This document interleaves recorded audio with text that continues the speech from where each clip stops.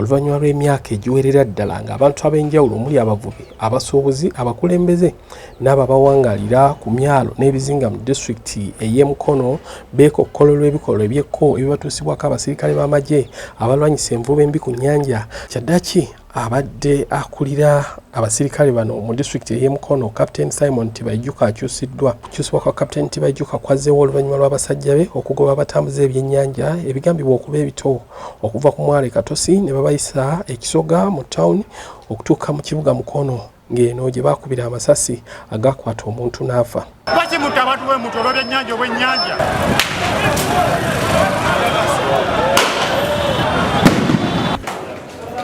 Tetuwagira naye enkwata gye bakwata esusiza eryanyi. Lwaki okwatira omuntu empatta n'omudoota kyamakona ku poliisi n'entenjeru n'oyitawo n'omutwala wali ku nkambi y'amagye n'omutwala ekkoome onaasanga ey'ekyawe edda amanze mbasirwana kwebbika mu nnyanja afe kubanga enzindaba ekoze eki ekumye. Lwaki tonkozeseza wano maama madamu ogenda okutuuka ekkoome abakulu abo abakwata nga bayogedde dda n'omulamuzi oyo mugjeeko kakadde bwe bamala okugjako akakadde maama ekyo kirinako bwino okubeewange empata ne bwoba obaagala mbaleeta piki nga bagireka wano ku b'amagye wojja ogijjayo nti fe omulamuzi tannabatuwa kapapula ki ke bategeeza leeta ya 5 tugikuwe.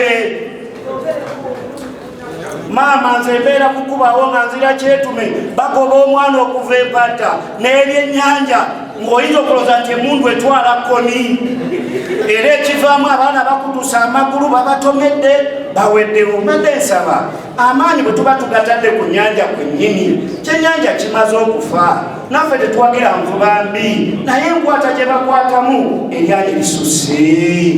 Singa okunnuma mukama wange nga mundabyanfuna ogenda mu nkambi y'amagye pikipiki ziri eyo mpitirivu bazikwatire eyo naye ate zisinga obungi za looni. Kakati walibaddewo ebbanga bwe bakwata pikipiki oba ekintu ky'omuntu kye bakwatire muntu wabeerewo ebbanga oba kigenda mu kooti bakimuwere mu kooti kiddeyo kikola emirimu. Akati pikipiki gye bakutte ya looni omuntu nga yewola looni ye ne bakwata pikipiki eriko ebyennyanja bagitwala mu nkambi nekaddiire emwezi y'omwaka olaba nezikoza accident zidda abantu ziriko ebbanga ogenda osobola oyebitena muyita n'okijjayo ku poliisi naye ate eyo kyennyanja ekimu bebiro bisatu n'ebiba 10 ekwasa pikipiki yakukadde 5 n'ebeerawo mala ebbanga. So nze bateesaba mukama wange mu byogeddwako n'ebintu by'abantu ebiri mu nkambi oba osobola mukama waffe biveeyo bidizibwe bannanyingiruwa. Ensonga eyo mukama wange twaliramu ennyiniza abantu eziri eyo amaato kati amaato gakolebwa mu mbaawo nkalu bagateeka mu musana gayatika gayoloneka eyo yonna maali y'abantu kati kiringanga we ku nnyanja ebibeera biganye abantu emaali yaabwe yandibaddekola ki ebaweebwa buli omu neyeyiya naye kati abantu bakuva mu bizinesi olw'ebintu ebikwatiddwa mu nkambi zaabwe emalayo ebbanga. Oluvannyuma lw'okukyusibwa akulira ekibinja ekirwanyisa envuba embi ku nnyanja mu Uganda Lieutenant Colonel Mase Ada Takahira ataddewo omusirikale omulala Captain Frank Kandanaho ng'ono abavubi abanjuliddwa RDC w'e Mukono Hajat Fatuma Ndisa bannabitaka mu butongole. Akandanaho yimirira jangu alonze tusumikire sagala kunswaza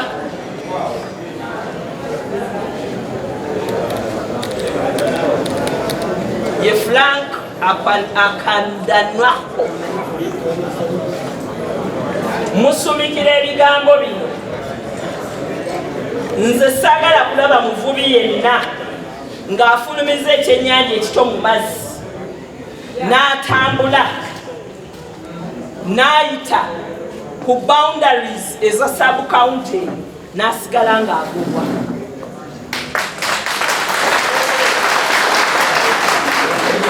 Ekinyiiza era ne kindeeta okukyawa buli muntu gwenkola naye nze ndisaba tebannimba. Nze ndi mukyala ali straight era saagala nnimba bw'onnimba nga twawukana.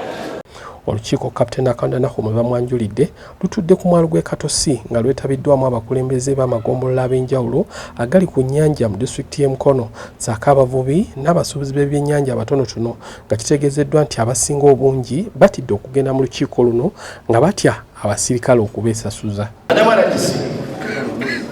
bakugande ku b'amagye ne watugenda ab'amaliigi nabo bakwate enkubeera ab'amaliigi naye ekimu kye basinga ku b'amagye bakuteerawo era bo batemera ngo bakuteerawo ekyo kyekimu basinga mutwala ab'amaliigi ne mutwala ab'amagye oba kyekimu kyokkola analise owagira ab'amarini kuba bo bakwata ne bakuteerawo ebyo bisinga n'amadamu aladisa okwagala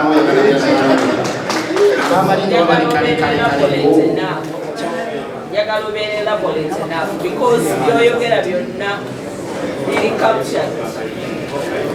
Kale bo abamaligi bali kale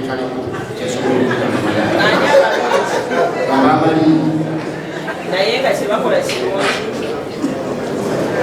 si kirungi naye ate bo bogerezekanyako nabo okusinga nti bali abasajja abakambwe neyazisa ndese wano yanvubambi tubeera tujja bwe tuti tujja okukola kyembuuza obwennyanja obuto bwe tusanga mu kkubo buyitawa obwa pikipiki musanga pikipiki nga 10 mu kkubo naye nga zivuga zigenda ati obulumi bwennira RDC kamukabire n'ofukamira mujja ne mutafuna yadde ekyennyanja kitya n'ekimu otaddemu transport otaddemu buli kimu nojja leero noddayo nojja luli noddayo naye nga tofunye yadde ekyennyanja naye twebuuza obwennyanja obukabaali ababuvuba obugenda mu butale kyembadde nsaba RDC abantu bano bagende mu butale tusobola okumalawo envuba embi. Basentebe balopedde RDC n'abakulembeze abalala babadde nabo okubadde ssentebe wa disitulikiti y'e Mukono Reverend Dr. Peter Bakalwa Mukasa, ssentebe wa disitulikiti wa NRM Haji Twahiri Sebagala ssaako omubaka wa Parliament Fred Kayondo.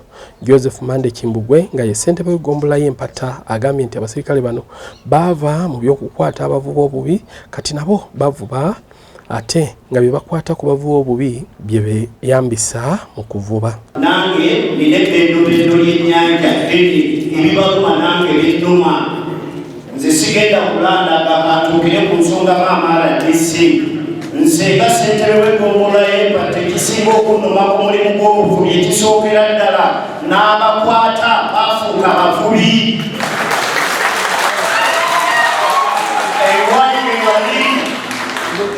ninanye mulungu ninanye ekiko naye bwe bano n'amaata abaamagye agamukenenda baganonye ewange ebuzindeere nabo bwe bagatwala ate enjala gafubisa n'ebitimba ebyo olwobakwata sebo maama mukadde wange pulezidenti wa Mukolo ne chairman w'NRM abantu abo ate baasukka obunyomi tebamanyi bakulembeze omuyimirizi oyogereko ayagala kufunizaamu mundu bw'abakyukira nti omukulembeze atunuzeemu emundu olw'omuvubi ayisibwa atya semusekubetwabyo w'NRM ekyo kirinako bwido ewanga amaato bagatutte naye nga ne bwe bagatwala bw'otuuka ewakukuza oyogera ngaani ekitegeeza bo ne muzeeyi bamujeemera bo bakola byabwe envuba n'envuba embindi naffe tetugiwagira naye enkwasisa gye bakwasisiza y'amaanyi nnyo balinga abatemu abantu b'ekitundu abali fishing community eyo tulabe how best bwe tuyinza okuzza omulimu guno envuba entuufu buli omu gye yaleetaaze ebira byaffe babikumyanga emiggo bibeerawo babikumya emundu nebigwawo ennyanja yaffe baadde bagyekuumira bulijjo nga bweri bagikumisiza emundu obeddewo kati tulikomawo ku mmeeza tulite abantu ab'enjawulo ba stakeholders ab'enjawulo baidentifying ekuba mu nsonga ez'enjawulo batule ku mmeeza batupulaningire ekintu ekiyinza okuyambako ennyanja kugenda mu maaso nokwatako omuntu alina ebyennyanja 10 nga mulimu obwennyanja 3 obuto ebyo byonna nebibeera nga bifu kisoboka awabawo bulyato bino ebiramu ababitwalawa nabulukufa ababatwala so tukkirize omuntu avunanyizibwe ku musango gwennyini gwabazizza omuntu nkwana ennyanja 10 nga mulimu obufu 5 avunanyizibweko obutaano so si entuulu y'ebyenyi yonna gy'alina omulina ebinamu. Ye ssentebe w'eggombolola y'ekkoome Lawrence Kiyingi agambye nti gavumenti eswadde nnyo ekkoome olw'ebikolobero abamagye bye bakoze ku nnyanja omuli n'obubbi obukolebwa abasirikale bano nga babba abavubi kyere nga beerimbise mu kulwanyisa envuba embi. Naye nga kkiriza mutegeeze nti gavumenti eswavu nnyo mu bantu baffe ng'ekikiswaza ge magye bye bakoze ku nnyanja. Nolwekyo nga twayitiddwa okugezaawo okutegeeza kigenda mu maaso addamu adisibira ebintu bikulu nnyo oyongere okubitegeera nabakusituka kwogera.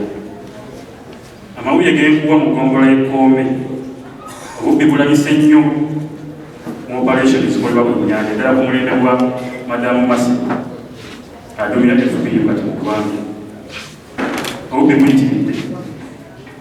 Amawulire ag'okubiri g'enkuwa madamu RDC baawera okuva Mukene mu Uganda naye ekkoome barracks z'amagye bavubayo Mukene mu nzikiza era bavuba Mukene be b'amagye era buli enzikiza lweggwako batikka tayitale za Mukene ne bagenda mu katale ne bafuna ssente.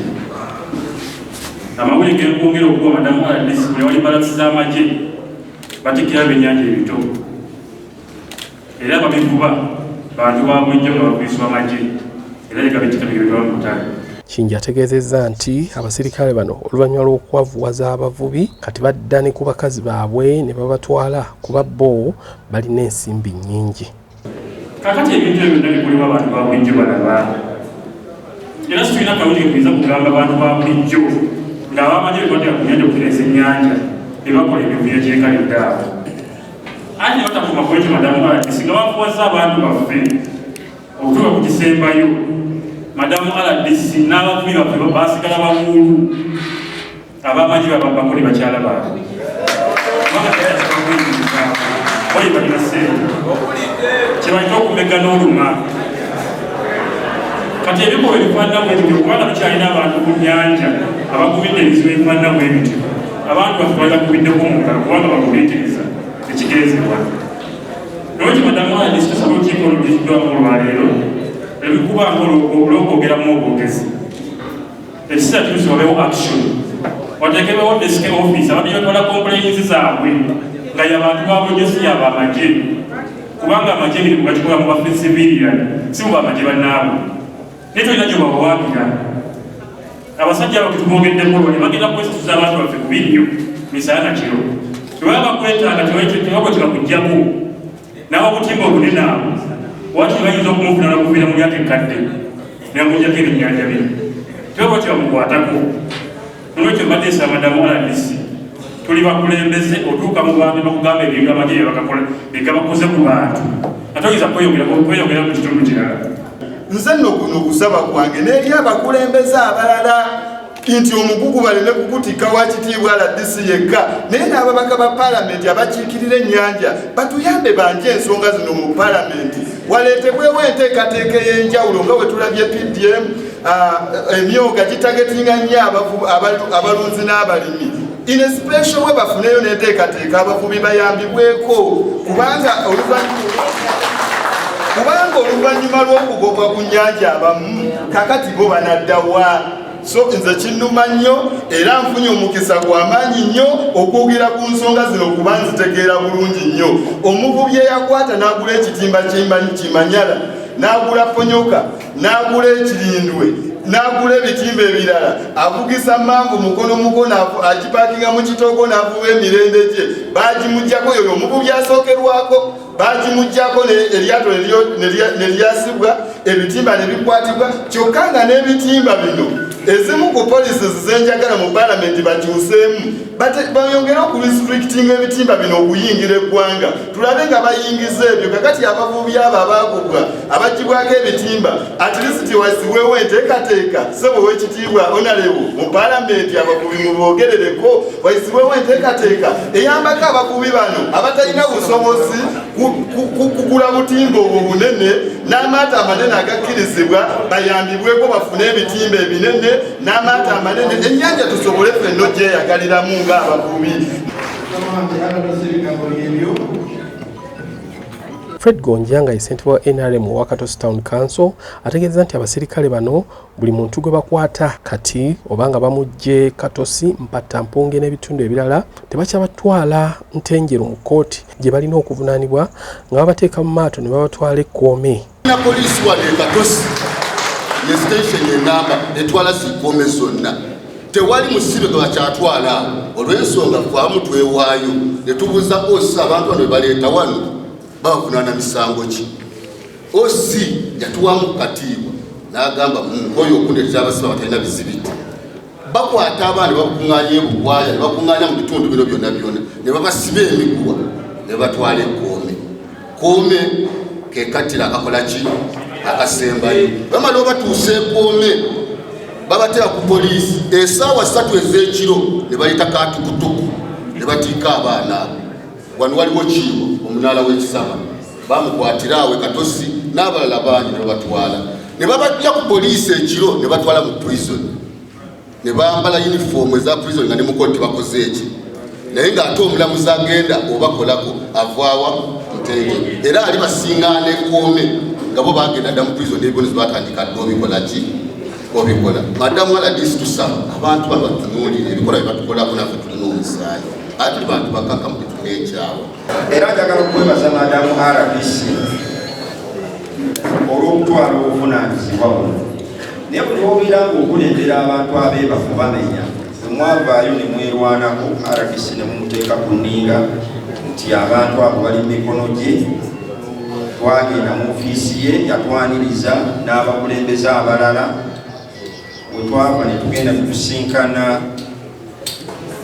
atwala operations oba atwala FPU madamu Marcel Lieutenant Kano eyeeyama bino wammanga. Twavaayo ku lunaku nga Mukulu Gonja bakkiriza ye okumuddiza ebyennyanja bye era ne bamuwa n'ennaku z'omwezi agenda okubivula ki. Omwami Ssekikubo Mubarak yasaba ebintu by'abantu bye baali bakutte nga biri mu barakisi baddizibwe era twavaayo nga Afande Mase akkiriza ebintu babikole ki babibaddize watali kakwakkulizo. Era obujulizi mu nsonga eyo Afande sikugwalibamu omanyisa agala kulimba mukulu ali mumulabire akoze eki. Nsuubira communication entuufu enejja gyali ndowooza yogedde ddala omukulu bwe tuva wano ayinza okuba nga taliiwo naye akiikiriddwa ensonga eve mu ddiiro. Ssentebe wa disitulikiti y'e Mukono Reverend Dr. Peter Bakalwa Mukasa alaze okunyolwa okulaba nga abasirikale bano bagaggawadde ebitagambika olw'ensimbi ze banyaga mu bavubi ate bo bakitawe nga bongedde kwavuwala nga n'ekyokulya mu kiseera kino bawamma kiwamme. Embooko ey'omusirikale olaba nekkoni alina abamuwolereza mu kkooti zaalimu naye omuntu waffe wano teri amuwolereza. Embooko obukonvofule bwonna babumalako dda babakuba amaviivi gano babakuba buno ogw'oku mikono. This is too much Afende. Ate ne bamiddiomaani bano be mukozesa bakayungirizi ne babega abantu ne babapaatikako n'ebigambo ne babaleetera okukkiriza nti abantu bonna babi, which is not. N'olwekyo tubasaba banyabo ne bassebo maama RDC ekirungi ffe tukuwolereza era RDC mumukubireko mu ngalo. Ku nsonga ekwata ku Bafende ababadde wano waliwo lwe twatuula naye n'aga nti kino kinsuseeko. Simon n'omukubira essimu n'agaana okulabikako ne mumuwa amagezi n'agaana naye omutawaana lwe gwagudde Mukono yabuza n'okunoonya RDC ewuwe gy'asula. Olwo ategedde obuyinza gye bukola ki. Twatudde naawe mu security committee ne tukubuulira ebigambo byonna. Abantu bano nabo baagala ennyanja ennungi, baagala envuba embi tugirwanyise, naye ate okubatulugunya kibayisa bubi nnyo. Njagala okutegeeza mukama wawo President ebbendobendo lino we yakubiranga 10 n'akukumba kaakati takyakukumba 0-0-0-0-10.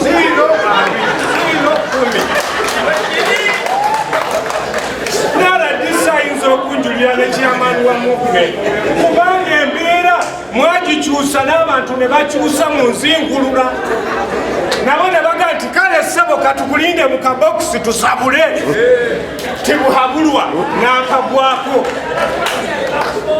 n'abawagira ne bakola ki ne bagoowa. Omubaka Kayondo ne ssentebe wa NRM Twahirwa Ssebaggala bongedde okulaga ennyiike olw'ebikolwa bino ebikolebwa ku bavubi ng'abasirikale tebalina gwe bawuliriza.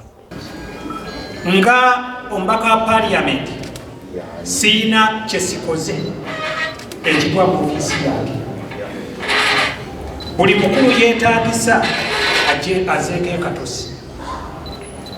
Minisita w'ebyenkuba yajja ekatosi ng'omukulu agaddewo omwalo era gwasubulirwa ku Nnyondo omwalo gw'ekatosi. Ne tuleeta akakiiko ka Parliament kakajjaana emirundi 3 ng'ensonga eryemu nkuba. Ne tuleeta nendeeta leader of opposition ng'ensonga eryemu nkuba. Mama President gw'obadde tonnajja naye nkwebaza nti olukiiko olukumi olwaleero. Bano bonna abantu boolaba Mama President temulimu alina kkolero lya butimba bukozesebwa mu nkuba mbi. Abo bonna abantu boolaba temuli alina kkolero lya malobo ga sayizi etakkirizibwa mwabo boolaba.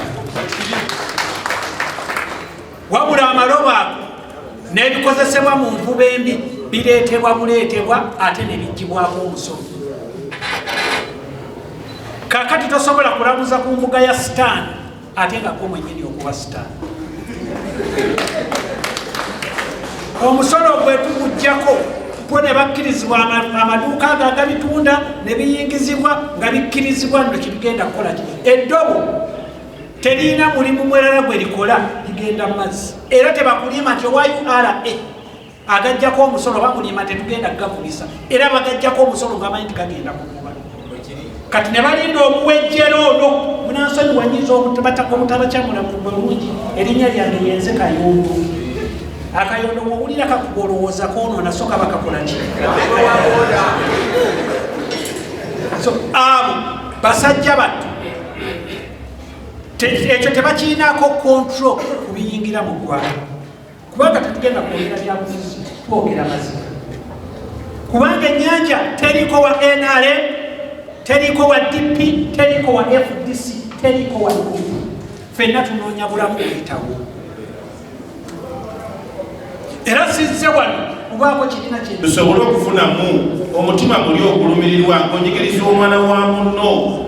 Abantu bali bafuna ebilioni za ssente naye omwana alina akatala ku pikipiki akajje wali empunge omujaasi n'omugoba mayiro 25 ate n'otuuka ku bantu abangi n'okuba amasasi ddala oli munnayuganda oli mujaasi wa Uganda eyatendekebwa omujaasi wa pulezidenti Yoweri Kaguta Museveni muleme kuswaza pulezidenti Museveni abajaasi baffe abakuuma ennyanja. Ekikolwa ekyo nze mbadde wano nga nkolereza ebyo ebirungi bye mukoze tubyebaza.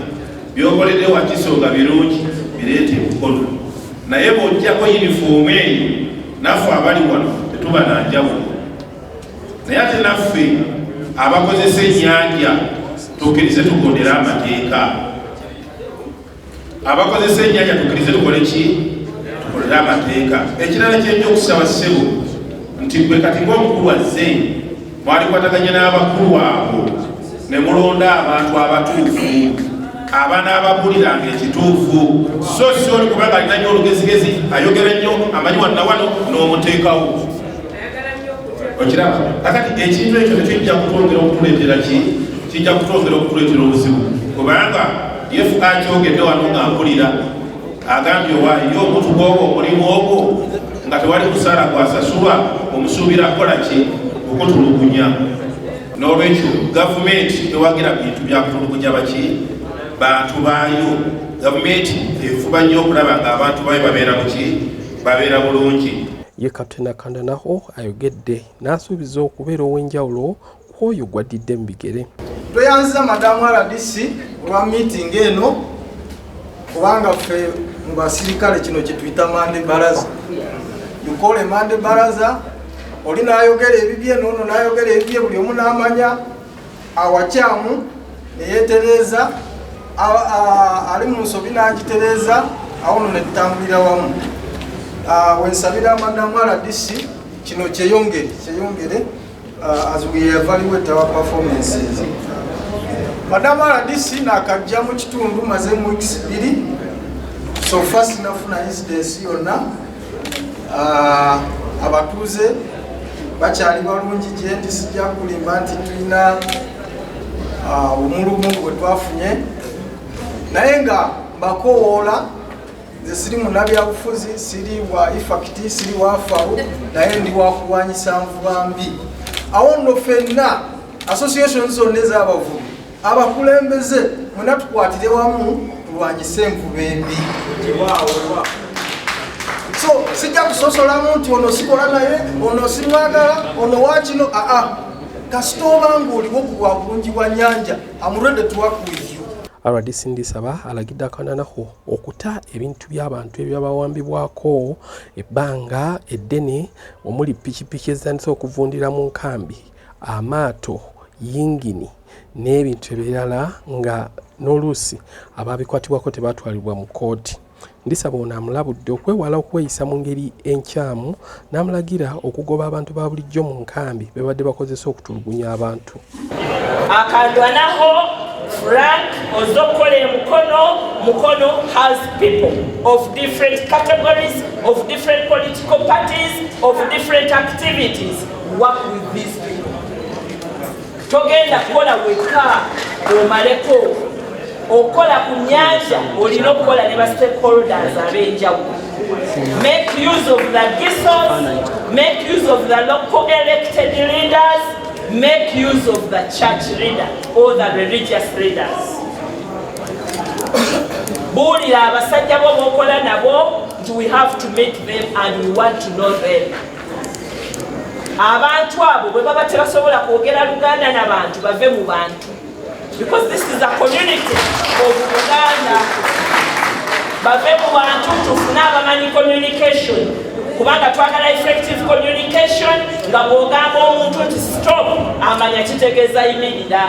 Communities zaffe ez'ennyanja ziba tezasoma muzogerera enzungu ze zitamanyi ate mwe ne munyiga ne mukokinga emundu weeteetagisa kokingibwa. Emundu tugikozese kitono twogere nnyo okusinga okuleeta obukago mu bantu bano. Bw'ona owuliriza bye tukugamba n'owuliriza Kristo byakugamba poliisi bw'eba ekunyiza nga bw'ogiwa abasibe ebalyamu ssente n'ebata come to the RDC's office. Abo abapoliisi tulina gye tubaloopa. Tewaliwo tteeka ligamba kusiba musibe olw'okuba owa FPU akutte suspect n'alagira nga bamukwatidde empunge mpatta katukome n'okwata omusibe n'omulinyisa eryato n'omutwala ekkome gy'atazziza musango. Etteeka teririiwo. Etteeka eririwo omuntu omukutte nga suspect police mulekeraawo namwe abapoliisi okalubiriza abasirikale baffe aba FPU. Lwaki batuuka ku bino tebakyabatrustinga? Babawa abasibe mwabasibe ne mubalyamu ssente ne mubata. Kyova olaba babakoye bakwata abasibe ne babatwala ekatosi. Naawe tunula mu mbeera eyo ng'oli musajja bakwatidde embunge bakutadde ku mazzi bakututte ekkome bakwambazza yero nga tonnayimirira mu kooti senga aba mwana wo. Nga tukola ebintu bino tumanye nti naffe tulina baganda baffe abali gye bali ng'emirimu tegikyatambula abagenze ku nnyanja enkya bwe banakubira essimu gw'onookiwulira bulungi. So saagala kuleetera balamuzi bange bizibu.